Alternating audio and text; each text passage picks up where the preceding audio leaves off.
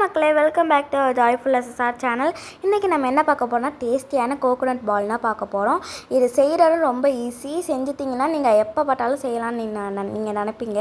எங்கள் வீட்டில் தேங்காய் அதிகமாக ஆயிடுச்சு, அதனால நாங்கள் செஞ்சுருக்கோம். இப்போ தேங்காய் வந்து நல்லா துருவலாகி எடுத்து வச்சுருக்கோம். பாருங்கள், நல்லா அழகாக இருக்குது தேங்காய் துருவலாகி. இப்போ இந்த தேங்காய் துருவலை வச்சுன்னா நம்ம எல்லாம் பண்ண போகிறோம்.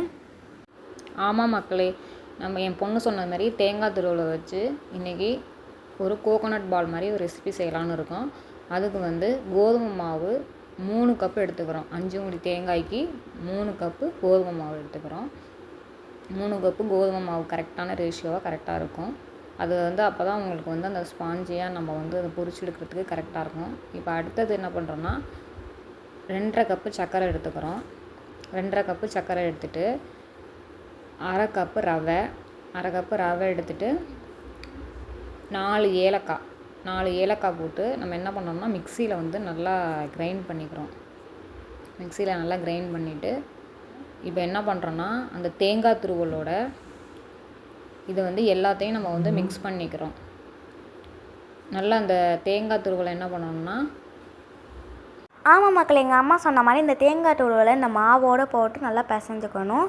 பிசைஞ்சோம்னா அந்த பதத்தோடு நல்லா வரும். இப்போ எங்கள் அம்மா வந்து தேங்காய் துருவலை நெய்யில் போட்டு வறுக்க போகிறாங்க. அப்போனா வந்து அந்த தேங்காயோட ஈரப்பதம் போகுன்றதுக்காக இன்னொன்று வறுத்தா நல்லா வந்து ரொம்ப நாளாக வந்து கெட்டு போகாமல் இருக்கும். நல்லா வந்து பாருங்கள், நல்லா அந்த நெய்யில் வந்து வறுத்து நல்லா ஒரு ப்ரௌனிஷாக வரணும். இந்த மாதிரி நம்ம வந்து எங்கள் அம்மா இந்த மாதிரி வறுத்து வைக்கும் போதே நான் கொஞ்சம் எடுத்து சாப்பிட்டு நல்லா டேஸ்ட்டாக சூடாக இருந்துச்சு. கொஞ்சம் மாவில் வந்து அந்த ஏலக்காயும் போட்டு அடித்து அதை மிக்ஸ் பண்ணிக்கணும். நல்லா நெய்யில் வந்து வதக்குன தேங்காயோட அந்த மாவுலேயே நல்லா மிக்சிங் வந்து நல்லா பண்ணிக்கணும் மக்களே, நல்லா செஞ்சுக்கணும். இது வந்து பால் வந்து நல்லா இறுக்கி பிடிச்சி உருட்டணும், இல்லைன்னா உடஞ்சிரும் உங்களுக்கு. அது எண்ணெயில் வந்து போடும்போது உடஞ்சிரும். நல்லா இறுக்கி பிடிக்கணும். இறுக்கி பிடிச்சி எண்ணெயை வந்து நல்லா மீடியம் ஃப்ளேமில் வச்சுக்கணும்.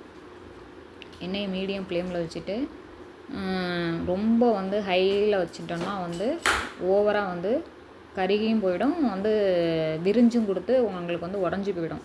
அதனால் வந்து மீடியம் ஃப்ளேமில் நம்ம வந்து அதை வந்து ஒரு கோல்டன் ப்ரௌனிஷாக நம்ம வந்து பொரிச்சு எடுக்கணும்.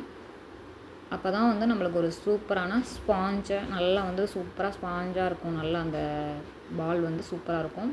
இது வந்து குழந்தைங்களுக்கு வந்து நம்ம ஒரு ஈவினிங் ஸ்நாக்ஸாக வந்து நம்ம பொரிச்சு எடுத்து கொடுக்கலாம்.